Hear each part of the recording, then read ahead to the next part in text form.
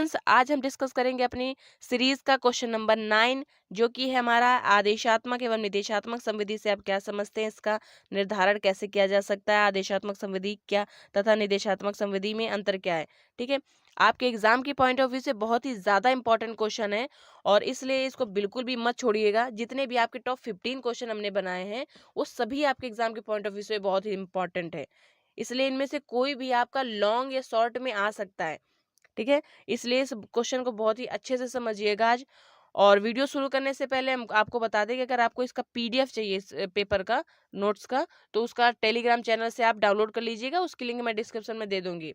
और अगर आप चैनल पे नए हो तो चैनल को जरूर सब्सक्राइब करिएगा, क्योंकि हम इसमें एलएलबी और बीएलएलबी एग्जाम से रिलेटेड, आंसर राइटिंग से रिलेटेड बहुत इंपॉर्टेंट वीडियोस अपलोड करते रहते हैं। इसी तरह के टॉप 15 क्वेश्चन हम अदर सब्जेक्ट्स के भी बनाने वाले हैं। तो अगर आपको हर एक सब्जेक्ट का इसी तरह से टॉप 15 क्वेश्चन के नोट्स चाहिए तो आप इस चैनल को जरूर सब्सक्राइब करिएगा। ओके, तो शुरू करते हैं अपना आज का वीडियो। तो इस तरह से अगर आपके एग्जाम में कोई क्वेश्चन आता है तो आप इसका आंसर कैसे लिखेंगे, कुछ इस प्रकार से लिखेंगे। पहले 4-5 लाइनों का एक इंट्रोडक्शन देते हैं, फिर आंसर इसका लिखेंगे। ओके, संविधि विधायिका की इच्छा की अभिव्यक्ति होती है। किसी संविधि का निर्वचन करते समय यदि किसी शब्द या वाक्यांश को कई बार, ठीक है, अधिनियम में कई बार प्रयोग किया गया है तो प्रत्येक स्थान पर उसे एक ही अर्थ दिया जाएगा। यह भी कहा जा सकता है, परंतु कभी कभी शब्द अपना अर्थ स्थान एवं परिस्थितियों के साथ बदलते रहते हैं, तब शब्दों के अर्थ का निर्धारण निम्नलिखित नियमों से किया जा सकता है। ठीक है, तो इसका इंट्रोडक्शन हमने दे दिया कि किसी संविधि में अगर एक ही शब्द कई बार प्रयोग किया गया हो, ठीक है, कई जगह जगह में प्रयोग किया गया हो, तो हर जगह उसको एक ही अर्थ दिया जाएगा। ऐसा नहीं कि कहीं पर उसको कुछ अर्थ दिया गया हो, कहीं पर कुछ दूसरा अर्थ दिया गया है, ऐसा नहीं है। सभी जगह पर उसको समान अर्थ दिया जाएगा। लेकिन कभी कभी ऐसा भी होता है कि कोई शब्द अलग अलग जगह में प्रयोग प्रयोग किया गया है, लेकिन परिस्थितियां वहां की दूसरी होती हैं, तब वहां पर उसका अर्थ बदल जाता है। ठीक है, तो इसका निर्धारण कैसे करेंगे, इसके लिए कुछ नियम दिए गए हैं। ठीक है, हाँ, आदेशात्मक संविधि। अब हम देखेंगे कि आदेशात्मक संविधि क्या है। हमें ये देखना होगा कि आदेशात्मक संविधि क्या है, निदेशात्मक संविधि क्या है। ठीक है, और इनका किस तरह से इनका कॉन्सेप्ट क्या है। ठीक है, तो आदेशात्मक संविधि से तात्पर्य ऐसी संविधि से है जिसके प्रावधानों का पालन करना अनिवार्य होता है। ठीक है, और उसमें कोई विवेकीय शक्ति अंतर्निहित नहीं होती है, अतः ऐसी संविधियों का पालन न करने पर कोई दंड का प्रावधान होता है और उस संविधि को आदेशात्मक संविधि कहा जाता है। मीन्स जो हमारी आदेशात्मक संविधि होती है तो इसका पालन करना अनिवार्य होता है। इसका ये जो संविधि होती है इसका अक्षरशः पालन क्या करना अनिवार्य होता है, और यदि कोई व्यक्ति इन संविधि का पालन नहीं करता है, इस संविधि के प्रावधानों का पालन नहीं करता है, तो उसे दंड का प्रावधान होता है। अंडरस्टैंड, इसमें कोई विवेकीय शक्ति नहीं होती है। जो भी आदेशात्मक संविधि है तो उसमें किसी को विवेकीय शक्ति नहीं दी जा सकती है कि तुम्हें जो मन हो तुम कर सकते हो अपने हिसाब से। इसमें ऐसा नहीं है। इसमें अगर कोई चीज को बताया गया है आदेशात्मक संविधि में कि तुम्हें इस कार्य को इस तरह से करना है या करेंगे, तो बिल्कुल वैसे ही उसको करना पड़ेगा। कोई अपने तरफ से वो कोई दूसरे तरीके से नहीं कर सकता है। अगर उस संविधि का पालन नहीं करता है तो फिर उसे दंड का प्रावधान है, उसे दंडित किया जाएगा। इस पर एक केस है, हम केस देखेंगे, केस से हम और अच्छे से समझ जाएंगे। एक केस है हमारा स्वप्न कुमार वर्सेस सुभाष चंद्र। ये मामला है, इस मामले में कलकत्ता उच्च न्यायालय ने यह भी निर्धारित किया कि न्यायालय का यह कर्तव्य है कि वे संविधियों के आदेशात्मक उपबंधों का अनिवार्यतः पालन करें तथा उन्हीं के अनुरूप आदेश पारित करें। यदि आदेशात्मक उपबंधों के प्रतिकूल कोई आदेश पारित किया जाता है तो वह अधिनियम जो है वो आदेश अविधिमान्य एवं आरंभता शून्य होगा। इस मामले में यह कहा गया कि ये स्वप्न कुमार वर्सेस सुभाष चंद्र के मामले में कहा गया कि अगर कोई भी संविधि जो कि आदेशात्मक संविधि के उपबंध है तो उनका पालन करना अनिवार्य है और उसी तरह से आदेश पारित करना अनिवार्य है। यदि कोई आदेशात्मक संविधि के उपबंधों का पालन नहीं करता है या उन उपबंधों के अनुरूप आदेश पारित नहीं करता है तो वो अविधि मान्य होगा आदेश। ठीक है, नेक्स्ट हमारा है निदेशात्मक संविधि। तो निदेशात्मक संविधि क्या है, ये जस्ट उसका अपोजिट होता है। ओके। तो आदेशात्मक संविधि क्या थी, वहां पर उनका पालन करना अनिवार्य था, लेकिन निदेशात्मक संविधि में इनका पालन करना अनिवार्य नहीं है, विवेकी शक्ति दी गई है कि जैसा तुम्हें उचित लगे, जैसा तुम्हें ठीक लगे कर सकते हो, ठीक है, इस तरह से। और उसमें क्या था, उसमें विवेकी शक्ति नहीं दी गई थी। और निदेशात्मक संविधि में अगर उसका पालन नहीं करोगे तो उसमें कोई दंड का प्रावधान नहीं है, लेकिन उसे आदेशात्मक संविधि में दंड का प्रावधान था। तो इसको देखते हैं कैसे इसका आंसर लिखेंगे।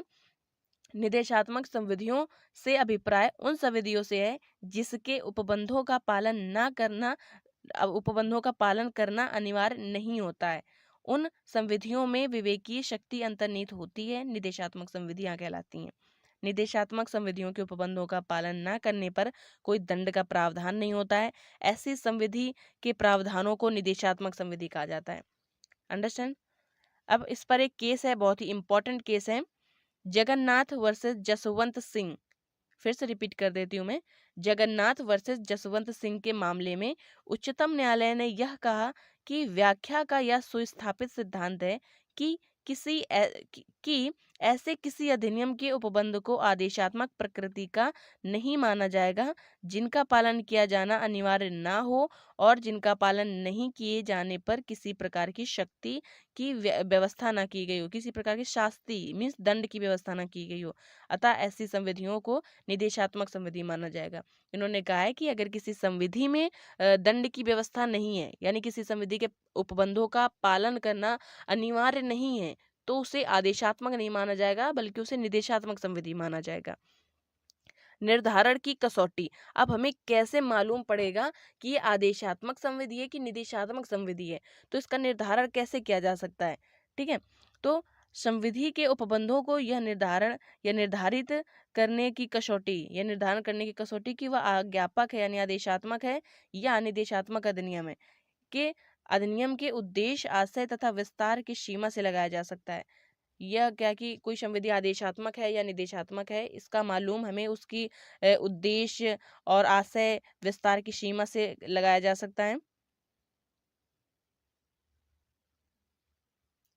अब नेक्स्ट है हमारा लॉर्ड कैंपबेल। इस पर एक डेफिनेशन देते हैं। लॉर्ड कैंपबेल कहते हैं कि किसी संविधि के आज्ञात्मक यानी वही आदेशात्मक स्वरूप को निदेशात्मक या आदेशात्मक रूप में निर्वचित करने के लिए कोई सार्वभौमिक नियम प्रतिपादित नहीं किया जा सकता है।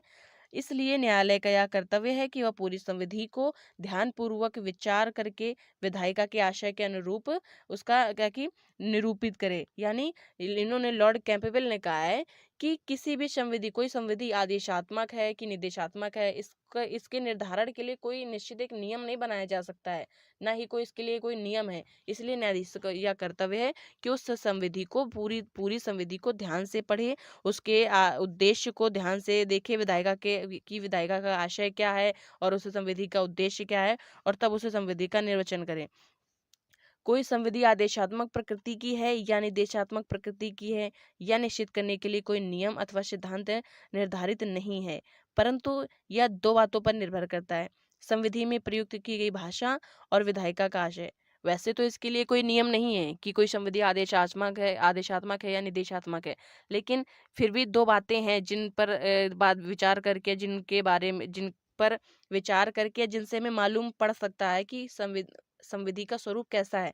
पहली बात, उसमें पहला पॉइंट है संविधि में प्रयुक्त की गई भाषा, यानी संविधि में जो भाषा प्रयोग की गई है, हम उस भाषा को देख करके यह बता सकते हैं कि वह संविधि आदेशात्मक है या निदेशात्मक है।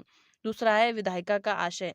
विधायिका का आशय क्या है, विधायिका के आशय के अनुसार भी हम बता सकते हैं कि संविधि का स्वरूप कैसा है।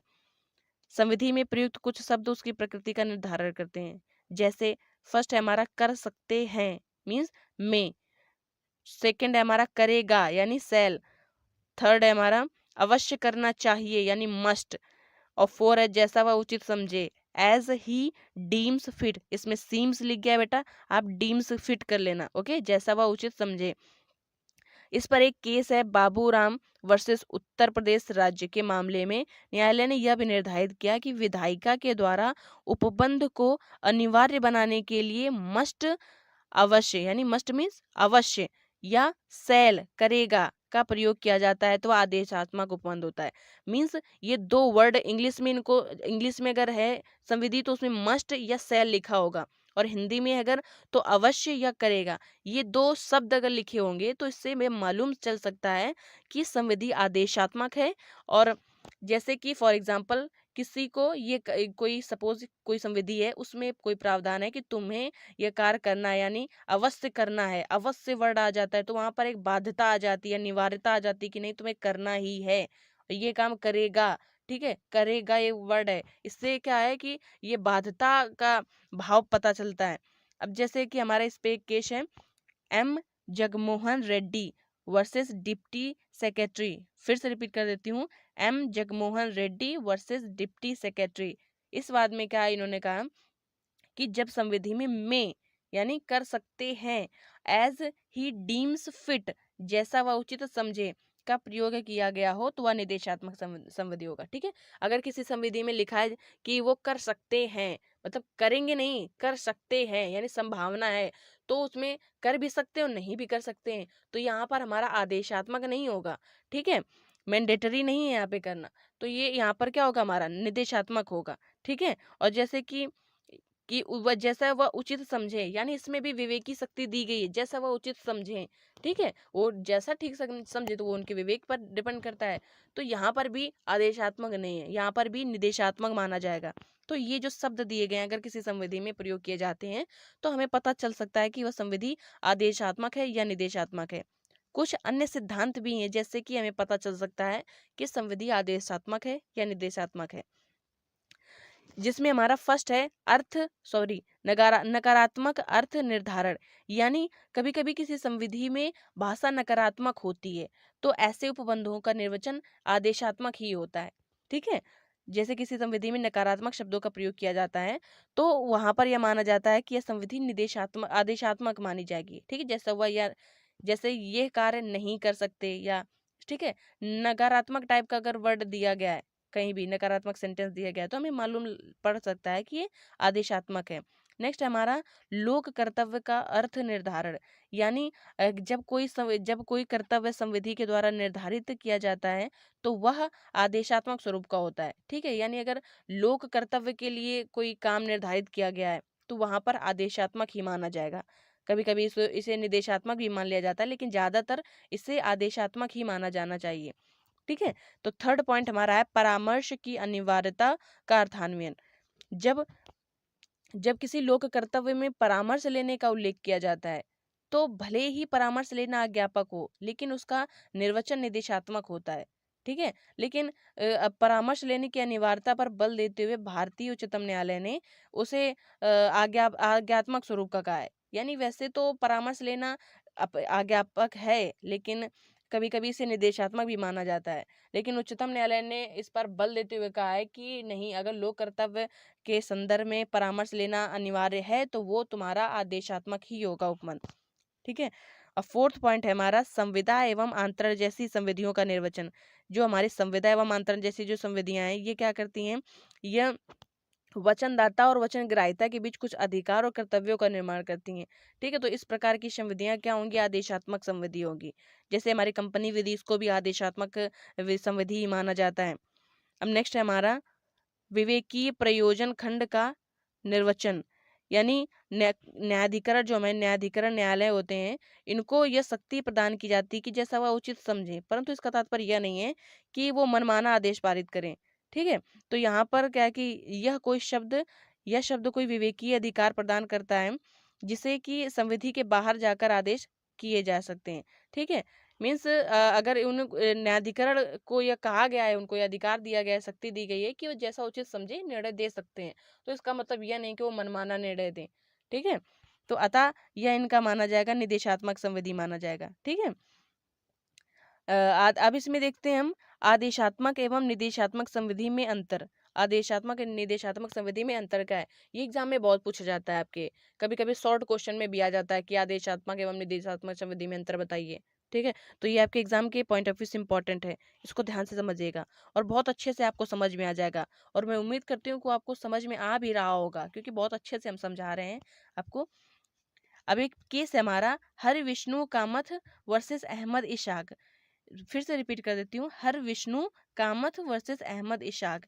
इस मामले में आदेशात्मक एवं निदेशात्मक उपबंधों का अंतर स्पष्ट किया गया है। इसके अनुसार आदेशात्मक उपबंधों का अक्षरशः एवं कठोरता से पालन किया जाना चाहिए। आदेशात्मक संविधियों का पालन न करने पर दंड का प्रावधान है, जबकि निदेशात्मक संविधियों का पालन अक्षरशः नहीं किया जाता है।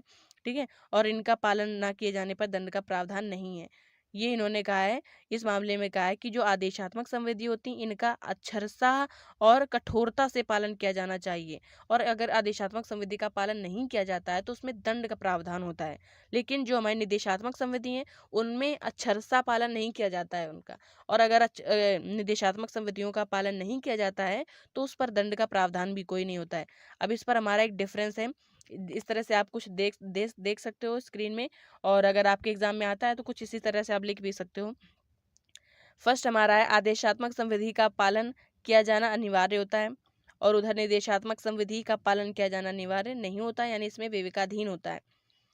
सेकंड हमारा डिफरेंस है, आदेशात्मक संविधियों का पालन न किए जाने पर दंड का प्रावधान होता है, और इधर है आपका निदेशात्मक संविधि में निदेशात्मक संविधियों का पालन न किए जाने पर कोई दंड का प्रावधान नहीं होता है। ओके, थर्ड है हमारा पॉइंट, आदेशात्मक संविधियों का अक्षरशः पालन किया जाना चाहिए, जबकि हमारा निर्देशात्मक संविधियों का अक्षरशः पालन नहीं किया जाना चाहिए। ठीक है, तो ये इनमें डिफरेंस हो गया। बहुत आसान था और बहुत इंटरेस्टिंग सब्जेक्ट भी था। आई होप आपको समझ में आ गया होगा, और इसका नोट्स मैं अपलोड कर दूंगी टेलीग्राम पे, आप वहाँ से डाउनलोड कर लीजिएगा। और कैसा लगा आपको वीडियोस का फीडबैक जरूर दीजिएगा कमेंट बॉक्स में, और अगर अच्छा लगे तो लाइक करिएगा।